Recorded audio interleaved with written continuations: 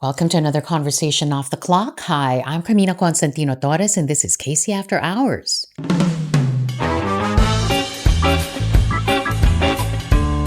What is wrong is wrong. What is wrong morally is wrong legally. So I grew up in that atmosphere. I grew up with a sense of right and wrong, and to me, that's just what the rule of law is all about. We pray to the same God, diba? So don't tell us what that God only talks to you. If we can't have this baby, we're gonna ruin it. We're going to have our own blue ribbon. We're going to have our own stuff. We're going to have our that's splitting the baby. It is not keeping the baby alive. If you are there and if you will the majority, the present majority, act like a majority. Entertainment value na rin ang Senado. Oy, ano na bang nangyari? Oh, let's tune into that. It has replaced entertainment. They're making fools of themselves, and that's why I say this is the theater of the absurd. Let's not forget the Asian ASEAN Games here. He hasn't accounted for the funds there. There is no big or small case. A small case is big to the client. Miski na diehard ka, mag-isip ka. For almost half a century now, the courtroom has been her playground, but it's not always a friendly one. Characters would come and play by the rules, some would rather bend them. And then there's Lorna. Siya na matapang na hinaharap ang bawat makakasagupa. So much so that the daughter of a retired Supreme Court justice and a pioneering nurse and the widow of a former judge is now one of the most feared lawyers in the country. Pero anong lente ba ang gamit niya sa pag-unawa at paggamit ng batas? Especially now that almost every issue confronting the nation has become a question of law. Lalo na ngayon na lahat na lang nagsasabi na nasa panig nila ang batas. Joining us today, Attorney Lorna Kapunan. Attorney Lorna Kapunan here in the podcast. Thank you for coming. I know you've been so busy, but thanks for Never so busy for you, Casey. taking time out to be with us. We've known each other for a long time already. But my goodness, when you think about your career, almost 50 years, half a century. 48 years. Almost half a century. Yes. When you put it that way. I'm older than the judges I appear before. Did you ever imagine that it will come to a point in our nation's history that almost everything now has become a question of law? Did you ever imagine that we would reach this point? No. Never. Because growing up, I grew up in a family of lawyers. My father, then me, then we're like 3 generations of lawyers already. It was always clear. The law was always clear. And in fact, even my mother and my father gave us a strong moral anchor. So, you know what, when we talk about law, there's an intersect with the 10 commandments, no? Because what is wrong is wrong. What is wrong morally is wrong legally. So I grew up in that atmosphere. I grew up with a sense of right and wrong. And to me, that's just what the rule of law is all about. Why is it happening now? Because there's so many outlaws. Diba? There's so many outlaws now who use or abuse law.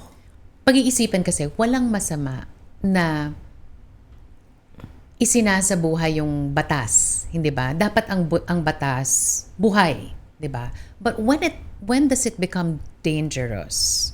You were kind of starting on that already. But when does it become dangerous?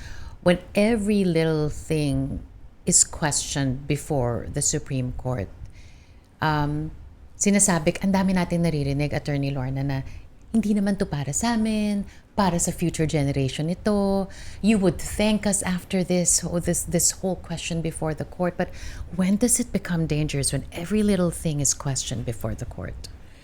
It becomes dangerous because when legislators, even the framers of the Constitution, you cannot legislate. You cannot legislate good manners and right conduct. You cannot legislate what is wrong. You cannot. That's why the law should be respected, not so much for the letter, but for the spirit of the law. So, and because the spirit of the law depends on who is interpreting the law. it can work many ways. It can not to use the word bent, no. You don't bend the law. The law is there, but you are expected under a regime of law to interpret it the right way. And to interpret it the right way, you go way back. What was the intention of the framers of the Constitution? What was the intention? What did this law seek? For instance, yung pinag-aawayan ngayon, di ba? When they talk about when they talk about the Senate and they talking about the quorum, was the intent of the law to be strict? Was it a function of numbers? Would numbers stifle or be an obstacle to continuing legislative work of the Senate? So you go back to the interpretation, and that hit the Supreme Court. And when it hit the Supreme Court, conscious that under a regime of law, there's separation of powers. For instance, separation of powers, with due respect to the Supreme Court, last year when the Supreme Court made rules for the House impeachment, for the House regarding impeachment procedures, to me that was an overreach. Can you imagine a situation where the House would say, "We are now making the internal rules of the Senate"? Oh, sorry, of of the court. Reduced to absurdity. That's what the Supreme Court did in the impeachment rules of the House. Gayon din, ganon ang ginagawa ng Senate, no? They interpret it. They're the same. This is the Constitution, both sides. These are the Senate rules, both sides. I mean, are we talking about the same Constitution, the same Senate rules? Although Senator Alan Peter adds another. And this is the Bible, I mean, thank you, but we pray to the same God, di ba? So don't tell us that God only talks to you. Attorney Lorna, by the time this airs, we don't know yet if the impasse at the Senate has been resolved. The Soto Gatchalian bloc says that they have the law on their side.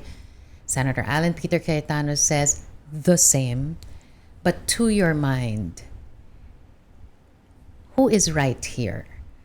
Is it the Soto Gatchalian bloc or is it Senator Alan Peter Cayetano? And who is really serving the people by way of their actions and their decisions? To your mind. Okay, since Alan Peter talks about the Bible and very biblical, let's go back to the wisdom of Solomon. When two mothers were crying over a baby, and saying, "I'm the mother." What did Solomon say? Okay, if you're the mother, I can't decide who the mother is. Let's split the baby. And you know what? The fake mother said, "Okay, let's split the baby." And the real mother said, No, let's not split the baby. That's my child. You can't do it. It's like that. What is, and splitting the baby? That's what Alan Peter is saying. He says, if I can't have it, I'm going to destroy it. Di ba? And so I clearly, using this biblical reference, I would go with the present majority. Because then, in fact, they don't want to split the baby. They're saying, "Come to us. Let's put this already." Alan Peter, what does he do? That former minority, now a majority, now minority. They're saying, if we can't have this baby, we're going to ruin it. We're going to have our own blue ribbon. We're going to have our own staff. We're going to have our... That's splitting the baby. It is not keeping the baby alive. Transforming it to institutions by your actions, Alan Peter et al. Are you keeping the baby alive really? So to me, to your question, long answer to your question, but my answer is yes, I'm on the side of the present majority. They're saying yes, Avellino Doctrine, yes, Rule 1, yes, Rule 2, but they still don't have the numbers. They're saying even the Senate presidency has been declared vacant. Do you think the Senate presidency has been declared vacant even when they didn't have the 13 to oust? Alan Peter Cayetano as Senate President. I think that impasse was solved when, having achieved the majority, the 12-10 ratio, they, if I understand it from what I'm hearing from Win Gatchalian, they also had a resolution which said that the majority, then them, can decide on who is going to be the presiding, and that would extend to the impeachment. So wala na yung 13. We should elect 13, no?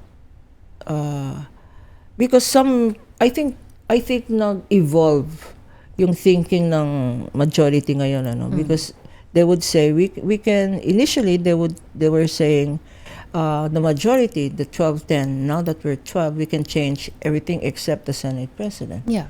The way I'm hearing it now is the majority passed a Senate resolution saying that they can change presiding for the Senate. And to me, that's Senate President. So I saw in an interview when Win was asked, Senator Win was asked, so who is the Senate President now? Who is the acting Senate President? Dati ang title niya was Senate Pro Tempore. No? Who's the acting Senate President now? He said, I am. Who's going to preside on the impeachment? He said, I am. And that's what I want. I don't want this shades of gray. I mean, if you are there and if you will, the majority, the present majority, act like a majority. Don't be namby-pamby about it. So, tuloy. So there is a presumption of regularity here. Correct. Also because the House of Representatives already recognized the And- Gatchalian bloc. The palace also Yes. recognized the Gatchalian bloc. But even if there are these recognitions, Attorney Kapunan, it's still not clear. So would you say then, or what would you say to the observation that, are we looking at mob rule here only with questionable legal standing, or with legal standing that remains to be questioned? Because it's all by IBP says this, Malacanang says this, House of Representatives says this. There's a presumption of regularity, but there's no still clear-cut Yeah. decision. We go back to what I earlier said, the letter of the law and the spirit of the law. What is the spirit of the law? The spirit of the law really is to get not to get an arithmetical majority, but to get at the very least such numbers as would be sufficient or desirable to continue the business for which you were created. Because That's the the spirit. Constitution abhors a vacuum. Because the Constitution abhors a vacuum, because your function in life is to legislate. If that issue of quorum or who is Senate President will go against your mandate, then all of you 24 are violating the Constitution. Because it is so clear in the Constitution and your rules. Senate legislates. Diba? It doesn't say Senate must wait for a majority before it legislates. Go back to the spirit of the law. That's what people are not saying. They're talking about rule of law, they're talking about Avellino, they're talking about, go back to the spirit of the people and spirit of the Constitution. And when you're talking about the spirit of the Constitution, you should go back, way back, to the preamble which says, we, the Filipino people. Just use the preamble, no? Under a rule of law, under a regime of law, guided by the Lord, no? You don't have to go to interpreting Rule 1 of the Senate rules. Go back to the preamble of the Philippine Constitution. Who are you, Senate?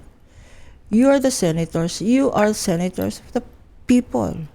We, the Filipino people. And so you get your mandate from the Constitution for the people, by the people, and Do you think that if Senator Cayetano questions this before the court, that he would have basically no fight because of exactly what you said? Yes. Pero pwede pa rin naman yung questionin. Oh, you can question it. Anybody can go. In fact, I learned from the news that the teacher questioned it, went to the Supreme Court to question it yesterday. No? It was for the Supreme Court to recognize. No, the Supreme Court cannot do that. You cannot compel. You cannot by mandamus. O Supreme Court, i-recognize mo na itong mga ito. You cannot do that. In fact, that happened before. That was the Chis Escudero case, no? Last year when the court ruled that forthwith, no? The court said we cannot compel then Senate President Chis to call the impeachment court because this is a mandamus case. Mandamus case is dismissed. But it went further and interpreted what is forthwith. No? So, Okay. maybe you go to the Supreme Court on grave abuse of discretion for misuse of. Is this grave abuse of discretion? Kasi Supreme Court will always entertain grave abuse of discretion, no? Not to determine whose side, no? But the Supreme Court can always determine grave abuse of discretion against Alan Peter. Why? Because abuse of authority, misuse. 25 million A day. budget a day. Come on. With 25 million, I can build 100 houses like this. You're going to say, hey, Alan, you're going to suspend session because you're not sitting there. What is that? What is that Senate presidency? Is it a throne? But this is what he's saying. He said he's free to leave anytime. Pwede naman daw niyang iwanan, pero ang pinaglalaban daw niya ay ang konstitusyon. Does that make sense to you? He is, number one, he's delusional and he is Machiavellian. He thinks he's deluding himself to believing that he's God's gift to mankind. If that's what you think that he thinks of himself, how do you then describe those who continue to take his side and stand by his side? They are likewise. But no. By osmosis, they're also delusional. Not for the love of Alan Peter, but personal interest na yan eh. They have made that judgment that Sara will lose this impeachment case, that we have to contend in the next elections with Sara as vice president, and that Sara is very vindictive. Some of them have made that decision, and that's why you have Lauren Lagarde crossing over. That's why you have the Villiers, but the Villiers are in the twilight zone. They don't know. The family decides for the senators what is to the best interest. But it is becoming more and more obvious as these days pass by that first, people are tired. People are tired already. Ano ba? Ano ba nang entertainment value na rin ng Senado? Oy, ano na bang nangyari? Oh, let's tune into that. It has replaced entertainment. They're making fools of themselves, and that's why I say this is the theater of the absurd. Everything has been reduced to absurdity at the cost of 25 million pesos a day, and our humiliation in the eyes of the international community. Here we are talking about just one case, just one issue. Ang pinag-uusapan pa lang natin dito yung nangyayari sa Senado. And already we've spent so many minutes already, and we can go on and on about that. But there's another issue. There is a continuing question, for example, about the former president being in The Hague. Yun, kinwe-question pa rin hanggang ngayon. Do you think that's all settled already? Jurisdiction has been settled. The way he was brought there has been settled. To me, the Hague issue, the surrender, the arrest and surrender of the form, that to me is a non-issue. It's very clear. In fact, I sit in the board of the Philippine Red Cross, and before, and now I'm still in the International Humanitarian Law Committee. We helped draft that law with Senator Dick Gordon. So, 9851. yes, 9851. And it's very clear there. You either extradite or surrender. And once a court acquires jurisdiction, which it did, no, during the relevant period, it doesn't give up jurisdiction. Yung sinasabi nila, enforce in the Philippine court. It must be the Philippine court that should issue the warrant of arrest. What Philippine court? Number one, there is no case pending before a Philippine court. What Philippine court will take cognizance? If at all, also citing the ICC rules, if at all we want to implement that, the main function lang of a Philippine court when you present the international warrant of arrest of the ICC is to ascertain the identity. Is this the same accused? Like for instance, si Bato. Bato, show me your pinky finger. You have scotch tape there. Is this the same accused? And secondly, is this a valid warrant of arrest? Kasi merong AI warrant of arrest, merong ganyan-ganyan. Just those two things. And But then that it was- does not issue a warrant of arrest. It affirms the warrant of arrest of the International Criminal Court. Pero ang sinasabi nila, hindi naman daw yun nangyari nung sinurrender si former President Rodrigo Duterte sa ICC. But wasn't this already cured when he appeared? Remember that very Yes. grainy video? We first saw him He appear surrendered to jurisdiction. and he ascertained his I am identity. Rodrigo Duterte. Wait, correct. So, So if that is clear, and if you think that is settled, why is the government now having a problem with surrendering a sitting senator, Senator De La Rosa, to the ICC? the government was not having a problem now. It is the government trying to arrest. I think there was a short period because remember this ICC warrant of arrest kay Bato, November pa yan last year. Bakit ngayon lang in-implement? I don't want to second guess the executive, no, but it was not top of mind. There was this energy crisis, there was this etc. And then nag-petition sa Supreme Court. Nung wala na, I think government now realized, hey, we gotta do something. Wala namang TRO. We cannot say that it's pending in the Supreme Court. Walang TRO ang Supreme Court eh. And that's where I think the political will started. Let's arrest. Doon na nag-start, no? But, if I were president of the Philippines, which I'm not, there would have been better ways of dealing with it. But I think what's done is done, and moving forward, Bato should just surrender. And that's where I can give some credit to Jinggoy Estrada. When he said he will surrender, but of course John Wick says He was arrested. He was arrested. But what was very clear was, I will prove my innocence in a court of law. You don't prove your innocence by hiding under the tunnels, no? But you know what Senator De La Rosa is saying, right? He says he will do the same if it's a Philippine court, not a foreign court. That's what he's always said. So, paano nyo may explika doon sa mga taga-suporta pa rin ni Senator Bato de la Rosa na hindi ito tungkol sa isang banyagang hukuman kasi yun ang sinasabi ng kanilang sinusuportahan? Nakikita na natin kung yung script, no? Parang meron na silang standard script.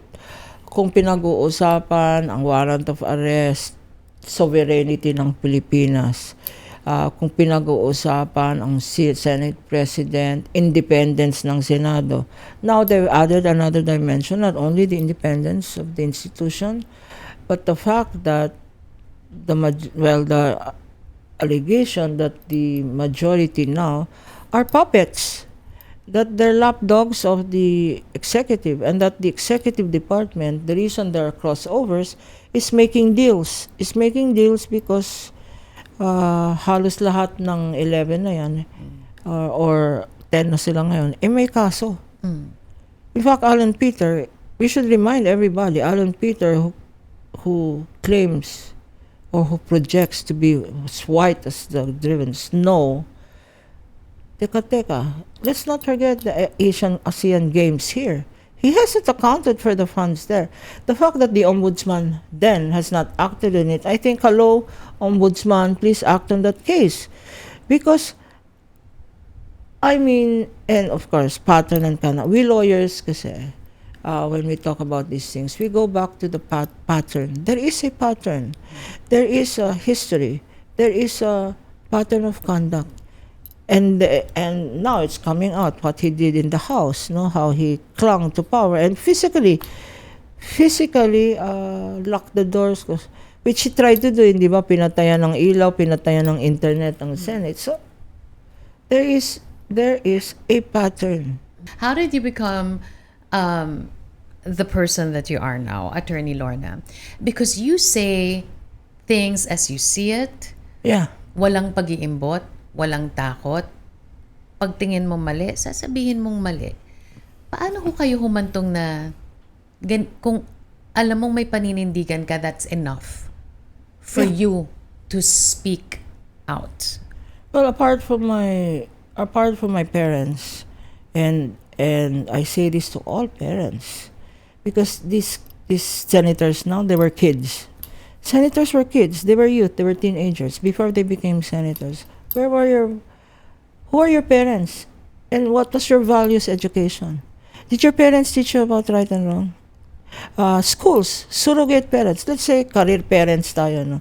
But the schools are surrogate substitute parents where children supposed spend most of their time. Do we have a curriculum that addresses right values? Hindi pwede na. Hindi ba? I mean, black and white, there are no shades of gray. Ngayon tayo, shades of gray. So kayo But anyway, lumaki na so I grew up with a very strong, very clear. very clear value system. My moral anchor was what I learned when I was a kid. There is a book, di ba? What you learn in kindergarten. That's so true. To your question, my simple answer is a clear conscience. You just need a clear conscience. People are saying, Attorney Caponan, yabang-yabang nyo, or tapang-tapang nyo. Naglalakad lang kayo, wala kayong security guard. Ma'am, saan yung security guard? What is the plate number of your security guard for parking? Boss, wala naman akong security guard. Sino nagbibit-bit ng mga gamit mo? Ako lang, boss. I don't even have somebody to bit my things. No, I will bit my own things. Thank you so much. And I don't have security guards. Why? Because my father, before he was Justice of the Supreme Court, he was COMELEC chair. I was COMELEC commissioner. And at the COMELEC commissioner during the martial law days, during the time of martial law, I would recall Imelda coming to the house and saying, "Oh, Lino, yung kandidato ko." But my father would always say, "No." And that's why growing up, we saw him say no to the powers that be. Ratification of Constitution, raise your hands. He said no. No valid ratification of the Constitution and all that. Tatlo lang sila nun eh. Miraflor, Ferrer, and my father. And so we grew up. I saw my father in public office already saying no. It was ingrained in us. It was ingrained in us. And I said, "Dad, don't you have security guards and all that?" Sabi niya, "No, don't have security guards because if they want me, they'll kill all my security guards. May pamilya yan. My security guards would have families." And that's what I say to myself. If they want me, get me, man, get me. Don't involve any security guards. May pamilya yan. Clear conscience, I'm ready to go. That's not a suggestion, ladies and gentlemen, but I'm ready to go. But having a clear conscience, and really having the compass from when you were a little girl is very different. It's a different story from being now one of the most feared lawyers in the country. Paano nyo ma-explain yung ikaw walang takot? Klaro yon, di ba? Kasi clear. Pero paano nyo na-explain na kayo kinatatakutan ng mga tao? Okay. Back at you, Casey. Why are people scared of you? I don't know. Oh, same answer, Your Honor. You've known me for sweet Same naman answer. tayong dalawa, di ba? Yeah. I don't know. I'm in many social circles. I have many advocacies, name it. Red Cross, I used to be in the CCP, I'm now even in the LGBT advising community. Name the advocacy, I'm there. Women and children, I'm there. Those are social circles. Friends, three, four, close Same. friends. Same. Three, Same. 4, 5, close friends. Yung let your hair down kind of friends. Same. I only have three siguro. Mm. And sometimes they're even my enemies. But when you can insult somebody to her face, Mm. to his face, friend mo yun. Mm-mm. Now, I have girlfriends and I have drinking buddies, I have cigar buddies, I have single malt buddies. But there are let your hair down type of thing where you leave your egos at the door. I have always said, if you are with somebody in an intimate atmosphere and that person cannot leave his or her ego at the door, scratch ka. Mm-mm. You're not my friend. Pero parte ba ito ng paghubog ng imahe ninyo na this is how you wanted to be perceived by the people? That No. you should be It is feared, no, no, that no, no. when you It's, enter the room, everyone falls silent. no, this is not intentional. What you see is what you get. I don't say today I'm going to be mean today. No, what you see is what you get. Because it's such a pain. It's such a pain to be somebody else that you're not. Correct. Now, in the courtroom, why do they fear me? Because regardless of my 48 years of experience, there is no substitute for hard work. And I tell my lawyers, the minute I stop studying a case and go to court unprepared is the minute I stop lawyering. Here's another thing that people think of, when they hear Attorney Lorna Capunan's name. Not only is that she is feared, but the second, highly controversial. Paano ba kayo pumipili ng kliyente at kailangan ba lahat ng kliyente ninyo may kakabit na kontrobersiya? Well, you only hear about the controversial cases, no, because they're the ones that are media worthy. But to me, there is no big or small case. A small case is big to the client. I tell them, whoever you are, my number one rule is do not lie to me. That's the worst thing you can do. And lawyers are not judges. We are not judges. You don't judge your client. If you think that there is some guilt there, then you give them a good defense. Then you try to mitigate. Then you settle, especially pag family cases. Family cases, yung mayaman lang kami mga attorney. Estate fights, kami lang ang yung mayaman. That can drag on for years and years and years. You know the reason why most of my opposing counsels, even the clients that I find, even the litigants on the other side, we become friends because I put myself in their shoes. If I were you, if I were your lawyer, would I even propose this settlement? If it is something that I would not accept on the other side, I will not propose it. And so it is a sense of fairness. Walang gulangan. Huwag tayong maggulangan kasi sikat tayo o kasi mayaman tayo. Huwag tayong manggugulang. The mantra in my office are the 3 C's. No? And I'll tell you what makes us difference. We have, the 3 C's are competence. All law firms have that. The second is character, which is integrity. Most law firms have that. But I can distinctly be proud of the third C, which is courage. We have courage. And that's why people come to us. When you talk about the impending impeachment trial of Vice President Sara Duterte, you have volunteered your services as one of the private prosecutors. I talked to 2 of the House prosecutors, and they said it's a privilege for them to have you on their team. First of all, why did you volunteer? And second, why do you believe that you will win this? And at the end of the day, the vice president will be convicted. First, why did I volunteer? Because in a situation like this, when you see such misjustice done, I mean, we grew up in it is the culture of impunity. And when I was in my college days at the university, 2 centavo increase ng gasolina, marcha na kami. I was not in the militant left. I was in UPSCA, UP Student Catholic Action. No? And that kind of injustice, 2 centavo gasoline increase or nagmamarcha na kami.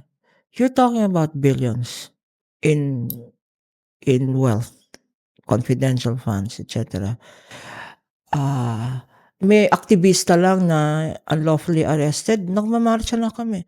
You're talking about 30,000 extrajudicial killings and a vice president that not only did not speak, but also contributed. Hindi ba she said, wag, parang aesthetics pa, don't leave them lying.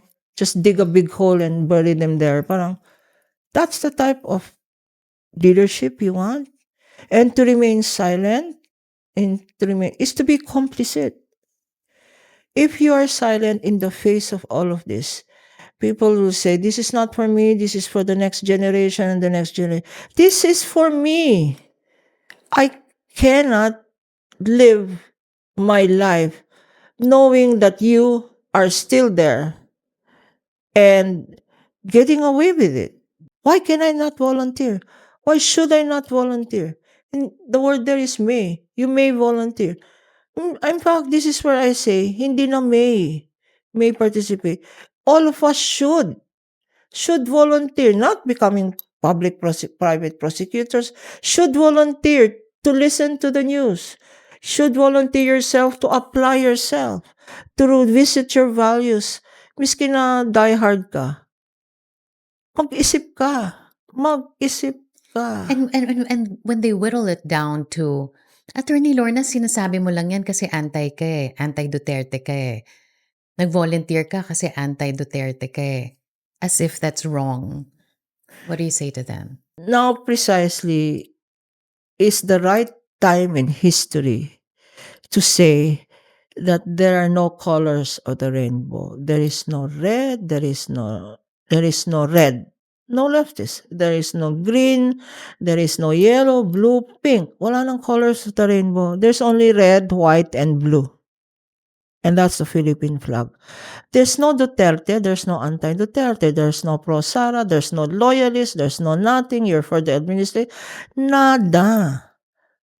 Going back to the Constitution, we, the Filipino people, ikaw yon.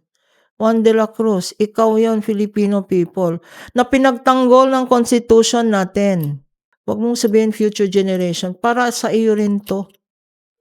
And that is why we should all, to your question, why did I volunteer? We should all volunteer in our own way. If you are a diehard loyalist, i-volunteer mo yourself. Bakit nga ba ako loyalist dito? Bakit nga ba? Bakit nga ba?